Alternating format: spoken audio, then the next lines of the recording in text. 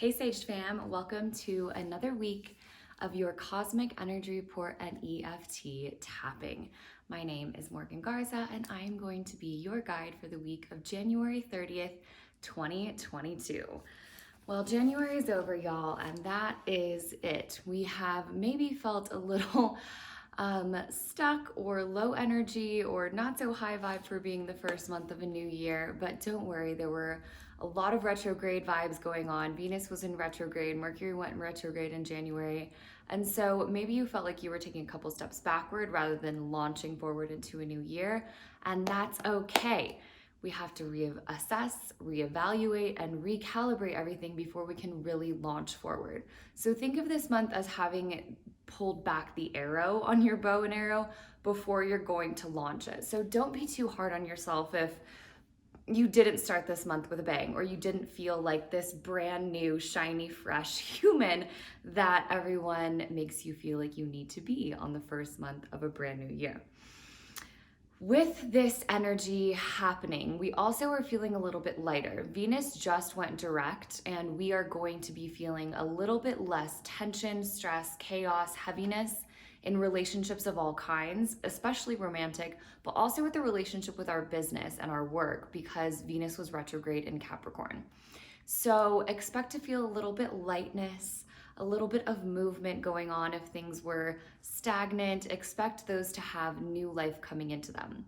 And new life is the topic of this week in general. We are celebrating Imbolc, the Chinese New Year, which is also the Lunar New Year, and a new moon, all on February 2nd, which is going to be a huge, huge, huge vibe for everything going on. This is a vibe of change, of newness, of starting fresh, and the new moon is in Aquarius. So this is also charting your own path, investing in yourself, in your rebellious nature, and in causes that you really care about. Aquarius does not give a shit about what anyone thinks.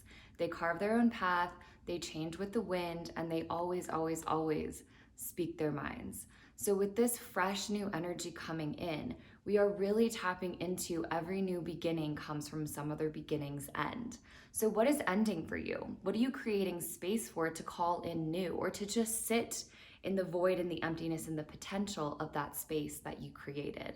This week is going to really encourage you to think about what is new for you, about you, what you want to bring into your life that's new, and what is really just old and done and tired and played out. So feel into this vibe, and that is what this week's tapping is also going to be on. If you have never done EFT tapping, it stands for Emotional Freedom Technique. It's super simple, super potent. It's just a call and response. So say what I say and tap where I tap, and let's get going. We're gonna start on the karate chop point. Let's take 3 deep breaths as we center into this energy and begin. I don't always allow change to come easily. Sometimes I fight new things just because they're scary and uncomfortable. But I unconditionally love, accept, and forgive myself. I see how I've held myself back out of fear. I'm noticing where I've felt stuck and uninspired. I feel how heavy things have potentially been in many areas of my life. But more than anything, I unconditionally love, accept, and forgive myself. Okay, place your palms up, take a deep breath, and let it go. And now we'll move to the top of the head. Again, call and response. Just say what I say and tap where I tap. I am ready for something new. I may have not felt very fresh, but now I'm awake. I am creating space to call in newness. But before I fill that space that I've created, I am sitting comfortably and happily in the void of potential, where everything and nothing begins. Change is on the wind, and I conjure my Aquarius nature to follow suit. To change as needed and accept this change with love and grace. To open my heart to what's coming and really believe that I am worthy.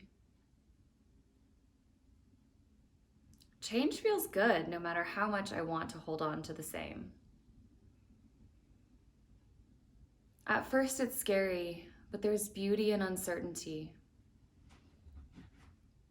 And once I see what my change has created, I know that I am capable of anything. But only once I push past that initial fear.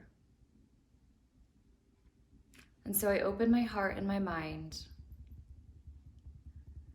to the potential of change, to the newness of Imbolc and the beginnings of spring. As the seeds are beginning to shake, rattle, and roll in the earth that may still be frozen, I feel the same energy within me. I'm not quite blooming or sprouting, but I'm gathering nutrients and planting roots and getting ready to rise. This change is on the wind and it's in within me. I am excited for what's coming because I am open to change. And as I move into this, I realize, more than anything,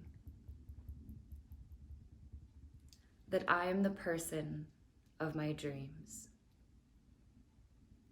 And so it is, and so it shall be.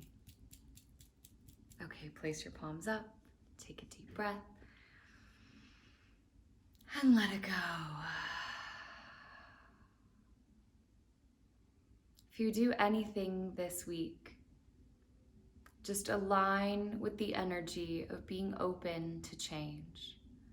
No matter how scary or uncomfortable it may be, just know that whatever is coming, you are capable of handling, and it is going to be beautiful.